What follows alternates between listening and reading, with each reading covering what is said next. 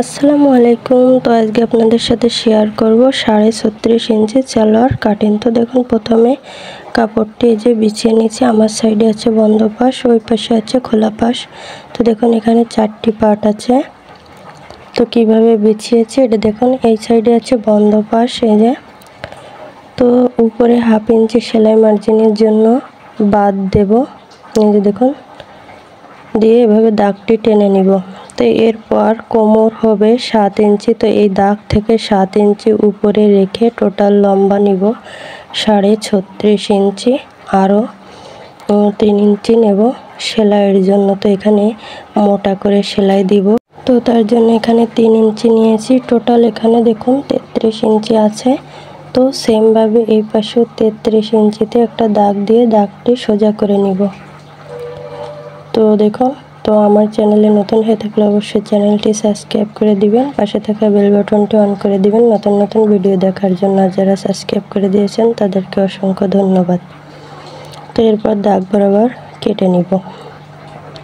তো ভিডিওটি ভালো লাগলে অবশ্যই লাইক কমেন্ট শেয়ার করে দিবেন, আর ভিডিওটি সম্পূর্ণ দেখার চেষ্টা করবেন, তাহলে ইনশাআল্লাহ আপনারাও তৈরি করতে পারবেন। তো দেখুন এই যে যতটুকু সেলাই দেব তো ততটুকু মুড়িয়ে এই যে উপর থেকে 7 ইঞ্চি বাদ দিয়ে টোটাল লম্বা দেখুন আছে 36.5 ইঞ্চি। তো নেওয়ার পরে এই যে দেখুন হাইয়ের মাপটা নিব। তো এখানে কলি দিব। তো তার জন্য 7 ইঞ্চি উপরে রেখে 16 ইঞ্চি হবে। তো আরও 2 ইঞ্চি কলি দিব, এর জন্য বেশি নিয়েছি।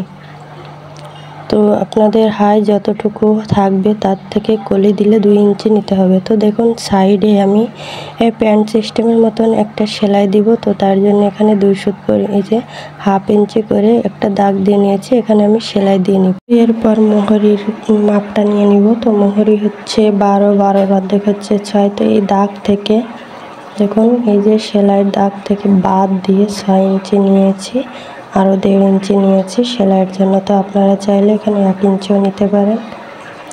তো এইভাবে করে দেখুন স্কেল এভাবে করে ধরে দাগটা মিলিয়ে নিব। তো এখানে একটু সমস্যা হয়েছে, তো তার জন্য এই কাপড়টা একটু কেটে সরিয়ে নিব। তো এইভাবে করে দেখুন দাগটি মিলিয়ে দিয়েছি। এরপরে দাগ বরাবর কেটে নিব। তো এই যে কেটে নিয়েছি। তো এরপর কলিটা জয়েন দিব। তো তার জন্য যে কলিটার কাপড় কেটে নিয়েছি। তো দেখুন এইখানে 2.5 ইঞ্চি এভাবে করে 4 পার্ট করে নিয়েছি। তো দেখুন এই যে 2.5 ইঞ্চি হলে হবে। তো 2.5 ইঞ্চি কেটে সোজা করে নিব। নিয়ে কীভাবে আমি কলিটা কাটবো তো একটু মনোযোগ দিয়ে দেখুন। এভাবে করে এর উপরে যে বসিয়ে এভাবে কোনা করে ধরে এরপর এই যে দেখুন 8, 9, 9.5, 8.5 আপনারা আপনাদের মেজারমেন্ট অনুযায়ী নেবেন।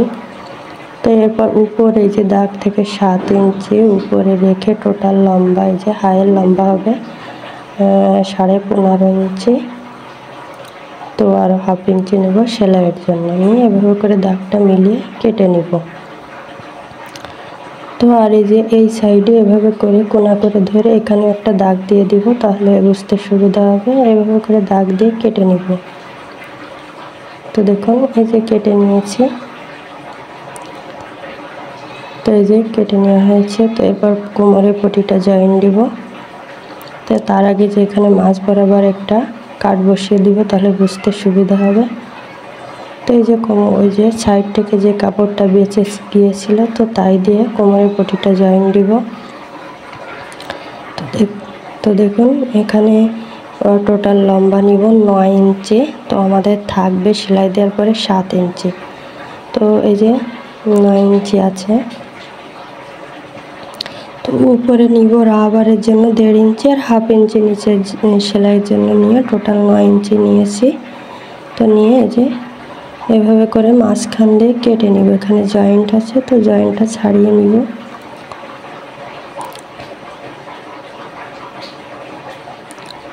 তো এই যে ছাড়িয়ে নিয়েছি।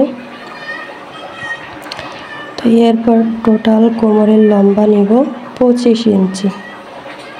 তো আপনারা আপনাদের মেজারমেন্ট অনুযায়ী নিতে পারেন। তো এখানে আমি বডির থেকে 6 ইঞ্চি 5-6 ইঞ্চি বেশি নিব। তো আপনারা 4 ইঞ্চিও নিতে পারেন। তো এখানে 1/2 ইঞ্চি সেলাই মার্জিনের জন্য রেখে টোটাল লম্বা নিব যে 12.5 ইঞ্চি নিব। তো 12.5 দুগুণে কত 25 4 ভাগে হয় 50।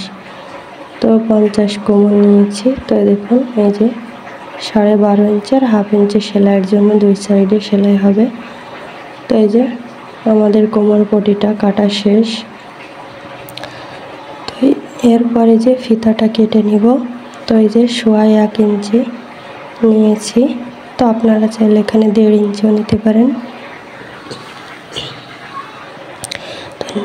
নিয়ে দাগ দিয়ে এভাবে করে কেটে নিব।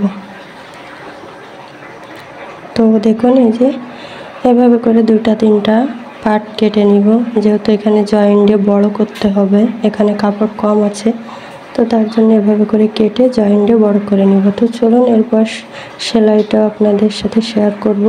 তো এই যে দেখুন আমি একটি পার্ট নিয়েছি। তো নিয়ে মাছ পয়েন্টে ওই যে সেলাই দিয়ে দিব। কিছুটা প্যান্ট কাটনির মতন দেখতে হবে। তো এভাবে করে 1/2 ইঞ্চি করে যে সাইড থেকে সেলাইটা করে নিচ্ছি। এটা হচ্ছে মিডল পয়েন্ট। তো এভাবে করে কাপড়টা সুন্দর করে অ্যাকুরেটভাবে সেলাইটা দিয়ে নিতে হবে আগা মাথা। এই যে দেখুন এভাবে করে সেলাইটা করে নিচ্ছি। তো নিয়ে এরপর ফিল্টেম পাশের উপর দিয়ে চাপ সেলাই দিয়ে দিতে হবে 2টা, তাহলে দেখতে সুন্দর লাগে এবং কিছুটা প্যান্ট কাটনির মতন দেখতে লাগে। আমি এটা সাধারণ সালোয়ারই করতেছি, কিন্তু তাহলেও একটু সৌন্দর্যের জন্য এই সিস্টেমটা করে নিচ্ছি। তো এই যে সেমভাবে আরেকটা সেলাই 1 সুত পরিমাণ সরিয়ে এর সাইডে সেলাইটা করে নিচ্ছি। তো আপনারাও চাইলে এরকম সৌন্দর্যের জন্য এরকমভাবে সেলাইটা করে নিতে পারেন, তাহলে দেখতেও সুন্দর লাগবে, পরলেও ভালো লাগবে। তো নিচে এই যে মুড়িয়ে ভাঙে সেলাই দিব, তার জন্য 3 ইঞ্চি বেশি নিয়েছিলাম। তো 1/2 ইঞ্চি উপরে ভেঙে 3 ইঞ্চি এভাবে এই যে 2.5 ইঞ্চি রাখবো। তো রেখে এর উপর দিয়ে যে এভাবে করে ভেঙে সেলাইটা দিয়ে নিব। তো দেখুন কিভাবে সেলাইটা করতেছি। এটা হচ্ছে নিচে মোহরির কাছে যে সেলাইটা করে নিয়েছি। তো তারপরে ফিল্টেম করে দেখুন ফিল্টেম পাশে আরেকটা এই যে 1 সুত পরিমাণ সরিয়ে আরেকটা সেলাই দিয়ে নিচ্ছি ডাবল করে, তাহলে 2টা সেলাই দিলে ভালো লাগে। তো এরপর একই নিয়মে আরেকটাও আমি সেলাই করে নিয়েছি। তো দেখুন এই যে সেলাই করে নিয়েছি। তো এরপর কলিটা জয়েন দিব। তো দেখুন কাপড়টি কিভাবে ঘুরিয়ে, তো সালোয়ারের কাপড়টি নিয়েছি ফিল্টেম করে আর কলির কাপড়টি নিয়েছি এই যে দেখুন উল্টা করে। তো নিয়ে এর উপরে 2টা সেলাই দিয়ে দিব, তাহলে খুলে যাওয়ার সম্ভাবনা কম থাকে। তো সেমভাবে যে এই আরেকটা পার্ট নিয়ে এভাবে করে দেখুন ভিতরে হচ্ছে ফিল্টেম পাশ, উপরে হচ্ছে উল্টা পাশ।